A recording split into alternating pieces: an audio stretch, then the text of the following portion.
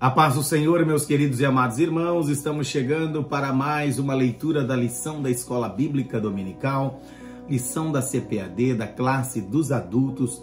Já chegamos aí na nossa lição do quarto trimestre, estamos encerrando ela, a lição do quarto trimestre que traz o tema A Justiça Divina, a preparação do povo de Deus para os últimos dias no livro de Ezequiel. Lição esta escrita pelo pastor Ezequias Soares, a qual traz uma matéria muito maravilhosa, a qual temos aprendido muito durante todo este quarto trimestre. E agora nós chegamos aí já para a lição de número 12.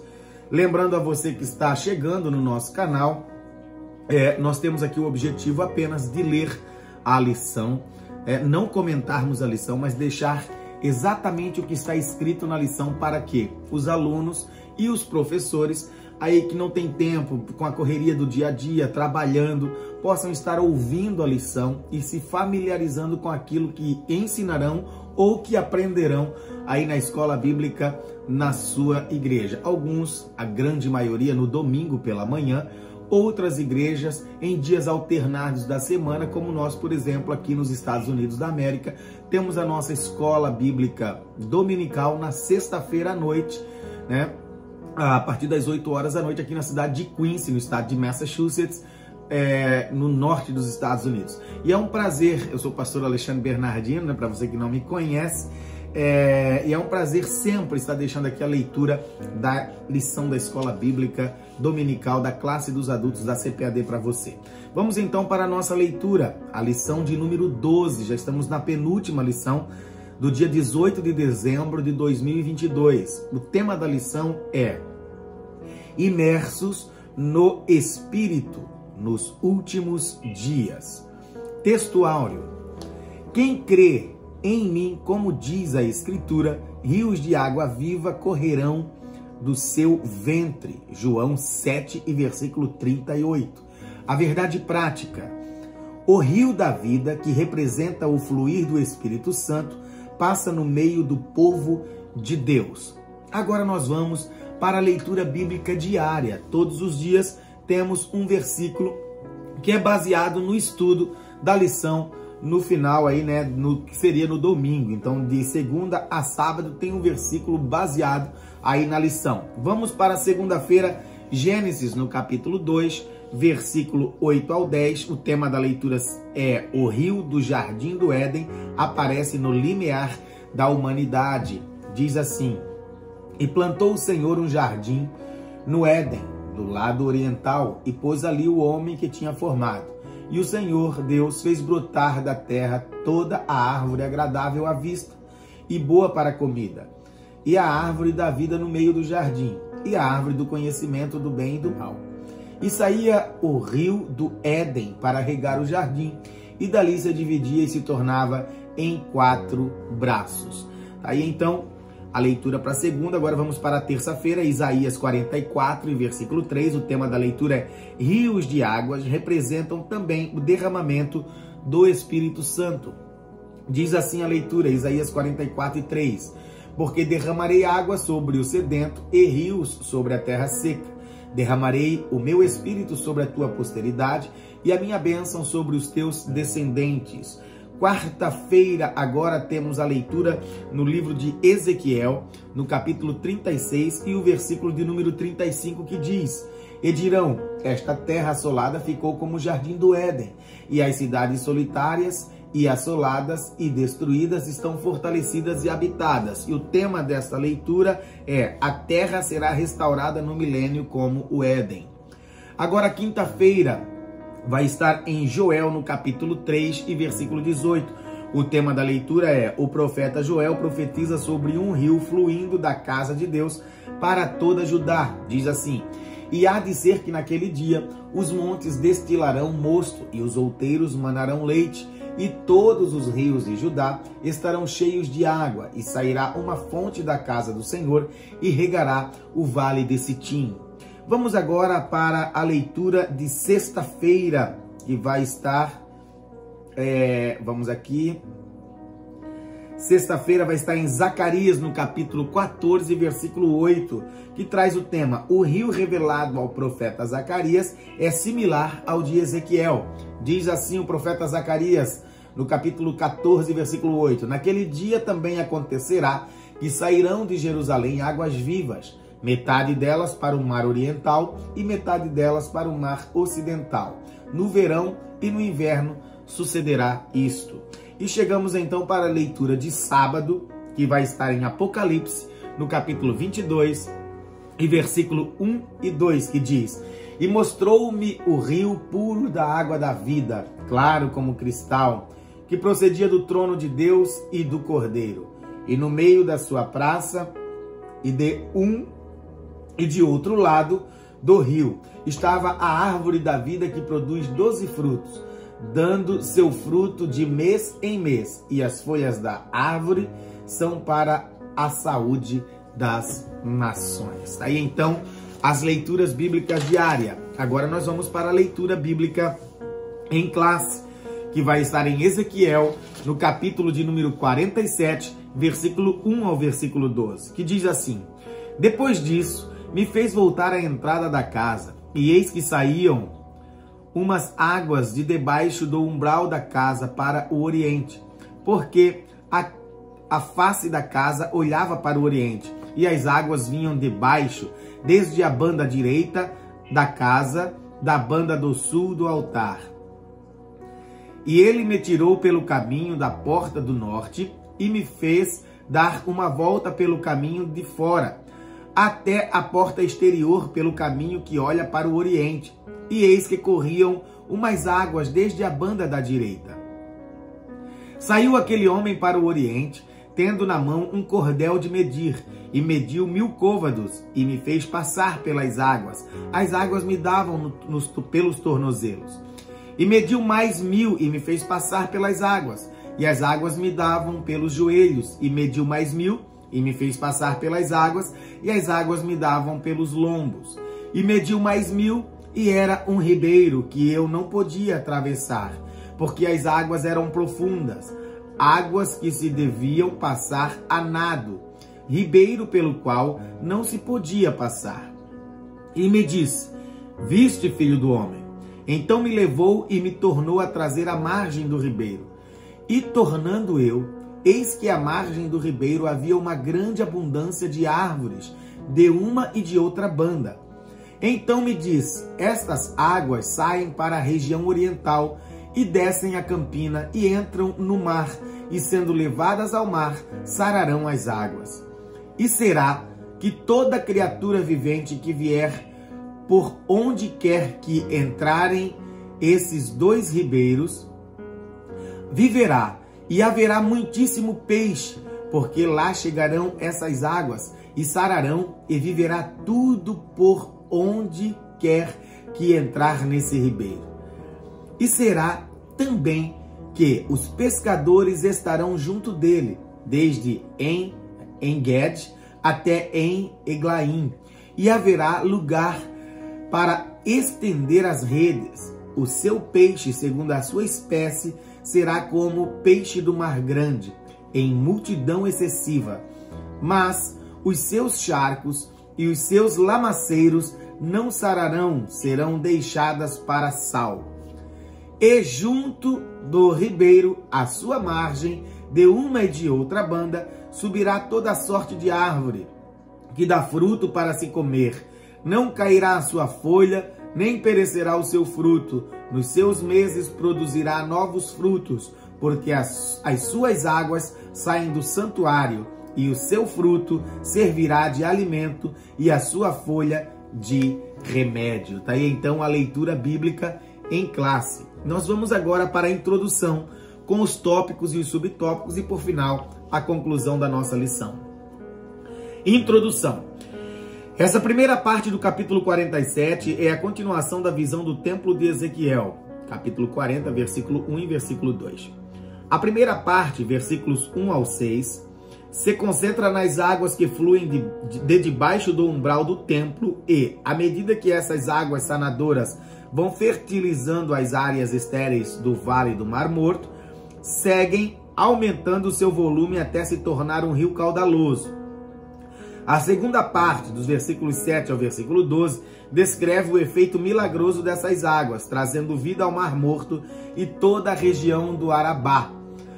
A presente lição foca o aspecto escatológico da visão, mostra a implicação pneumatológica da profecia e do contexto geológico do mar ou do Vale do Mar Morto.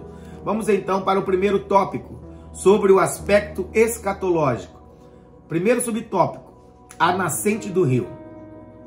Vimos na primeira lição do trimestre que o livro de Ezequiel antecipa o aspecto apocalíptico nas escrituras sagradas.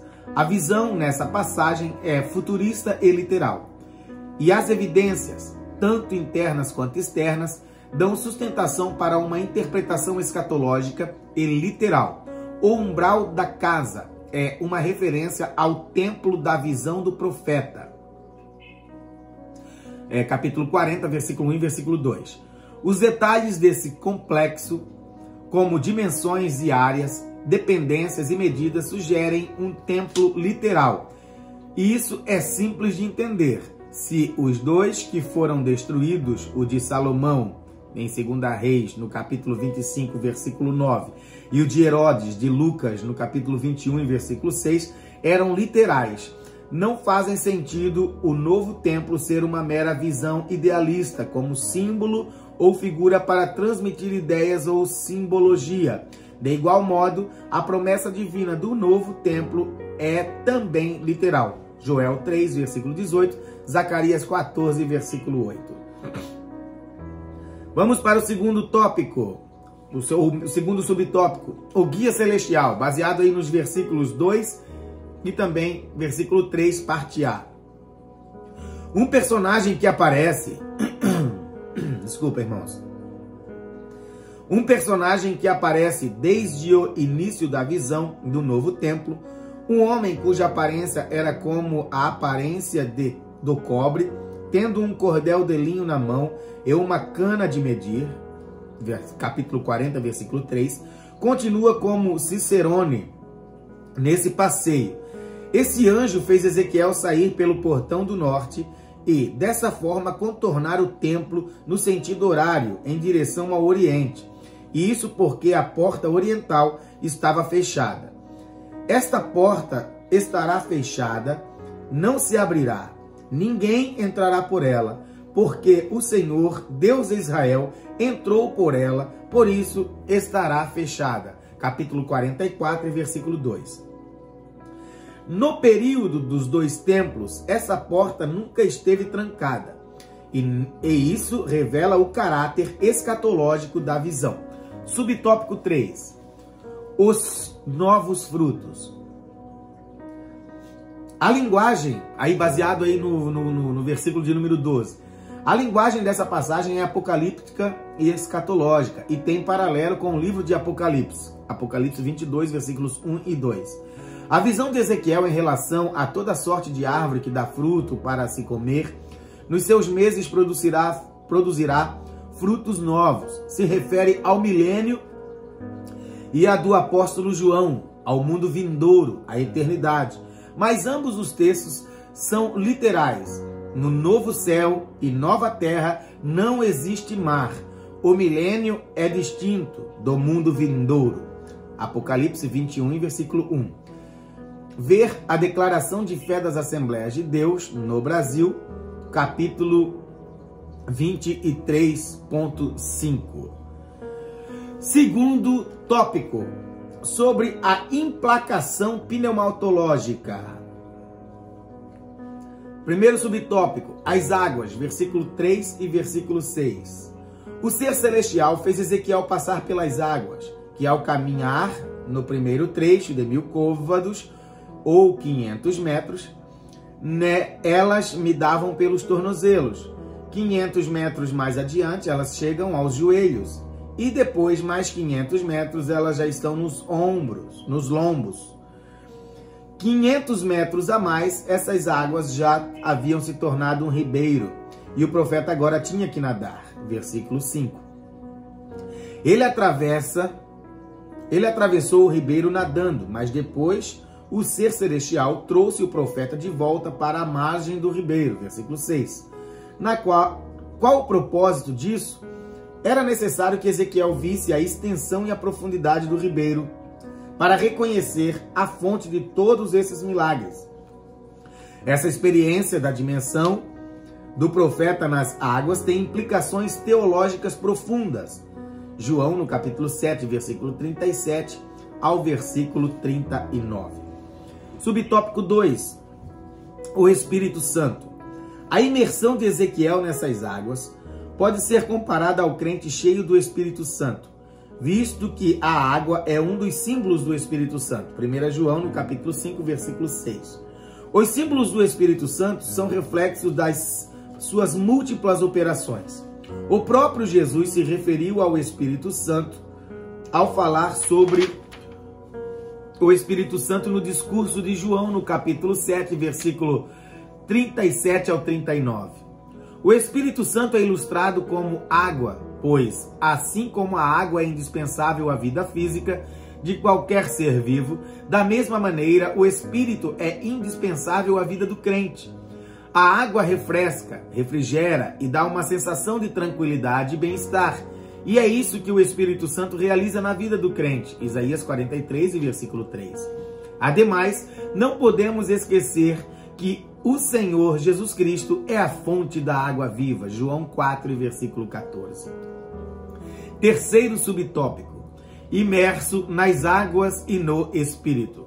Versículos 3 e 5. O Espírito Santo é a terceira pessoa da Trindade, ou seja, é uma pessoa. Mateus, no capítulo 28, versículo 19. Como ele pode ser uma pessoa e os crentes serem cheios dele? Todos foram cheios do Espírito Santo. Atos, no capítulo 2, versículo 4. Ser cheio do Espírito Santo é uma expressão que indica estar o cristão nos domínios do Espírito. Atos, no capítulo 4, versículo 8, Efésios, no capítulo 5, versículo 18. Isso está bem ilustrado na visão de Ezequiel, inundado nas águas sanadoras que brotam do templo de Deus. Ezequiel 47, versículos 3 ao versículo 5. Terceiro tópico. Sobre o contexto geológico do Vale do Mar Morto. Primeiro subtópico. A abundância de árvores, versículo 7 da leitura bíblica diária. O Arabá, em hebraico, Ahav, ou Ahavar, né? Seria mais correta a pronúncia. Literalmente árido, mas aparece também no Antigo Testamento como planície, Deuteronômio no capítulo 1, versículo 1. Ou deserto, Isaías no capítulo 35, versículo 1. É o nome de um vale, Juízes no capítulo 18, versículo 18. Ou melhor, Josué, tá bom? Josué no capítulo 18, versículo 18. Que se estende desde a Galileia, no norte de Israel, e vai até o Golfo de Acaba, no sul do país, na margem do Mar Vermelho. Deuteronômio 1 e 1. Diante de Sufê. Nessa região se localiza o Mar Morto. Josué, no capítulo 3, versículo 16. Mar Salgado. Da parte da região era território da antiga Pentápolis, que incluía as cidades de Sodoma e Gomorra, cuja destruição trouxe esterilidade na região, de modo que ali não nasce planta alguma, nem mesmo capim. No entanto, a palavra profética contempla o surgimento de abundância de árvores, no versículo 7, como resultado das bênçãos das águas vivificadoras. Esse quadro profético é do milênio. Agora vamos para o segundo subtópico, o Mar Morto. Versículo 8. Essas águas, sendo levadas ao mar, sararão as águas. Versículo 8. Esse mar é o Mar Morto, ou o Mar de Sal. Gênesis 14, versículo 3. Mar Salgado, Josué, no capítulo 13, versículo 16. Mar da Campina, ou Mar de Arabá, Deuteronômio 3 e versículo 17, da Nova Almeida Atualizada. Localiza-se na depressão mais profunda do planeta, 396 metros abaixo do nível do mar, e é alimentado pelas águas do Jordão e de uns poucos córregos menores, visto que o lago não possui escoamento natural. As suas águas são eliminadas por meio de evaporação. Essas águas possuem uma salinidade incomum que vem desses riachos, fluindo através de solos salitrosos e alimentados por fontes sulfurosas. Não há vida nessas águas, mas contém mais de 30% de sais minerais, ao passo que a média dos oceanos é de 3%. É uma fonte de riquezas minerais. Terceiro subtópico: vida no Mar Morto, versículos 9 e 10. A chegada das águas vivificadoras do templo revive o Mar Morto, e o resultado é a grande multiplicidade de peixes, como o Mar Mediterrâneo, o Mar Grande. Versículo 10. Isso faz os pescadores de En-Ged e em Eglaim, do versículo 10, eles lançarão suas redes para apanhar os peixes. Um cenário nunca visto até então na história. En-Ged é um pequeno oásis localizado no deserto da Judéia, próximo ao Mar Morto. Josué, no capítulo 15, versículo 62. Onde Davi se acampou quando perseguido por Saul. 1 Samuel, no capítulo 23, versículo 29, capítulo 24 e versículo 1. Em Eglaim é uma localidade desconhecida. Há quem afirme que fica na outra margem do mar, que seria hoje a Jordânia, mas a linguagem parece indicar sentido norte-sul e não leste-oeste. Quarto subtópico: sobre os charcos lamaceiros com sal que não serão restaurados. Há ainda muitas controvérsias. Como a vida não se entende além das águas da salvação que fluem do templo, talvez a morte continue esses buracos salinos. Isaías 66, versículo 24, Jeremias 30, versículo 23 e 24, Apocalipse 20, versículo 10.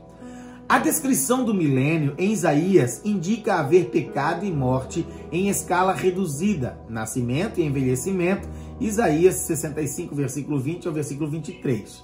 Mas há quem afirme que esses charcos serão de grande utilidade para a economia por causa da abundância das riquezas minerais, até para o tempero como sal para os sacrifícios. Ezequiel, no capítulo 43 e versículo 24. Mas não há unanimidade sobre nenhum desses pensamentos. Chegamos para a conclusão da nossa lição. As águas terapêuticas do rio da visão de Ezequiel saem de debaixo do umbral, e as águas cristalinas que saem do trono de Deus e do Cordeiro em Apocalipse apontam para Cristo e o Espírito Santo. É significativa a presença do rio no Éden, no princípio, no relato da criação, e do rio da vida no mundo vindouro. O rio da visão de Ezequiel fica entre eles, ou seja, entre o primeiro e o último. Vemos em tudo isso a restauração escatológica da terra e a efusão do Espírito sem medida. Está aqui então a nossa leitura da lição de número 12 da nossa Escola Bíblica Dominical. Que o Senhor Jesus te abençoe, que você tenha uma excelente aula e que você possa cada dia mais estar aprendendo essa palavra tão gloriosa, a palavra de Deus. Se você gostou desse vídeo, deixe o seu like, isso ajudará o nosso canal.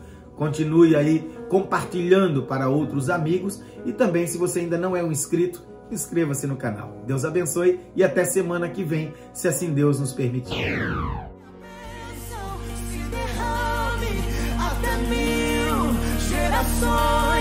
Tua família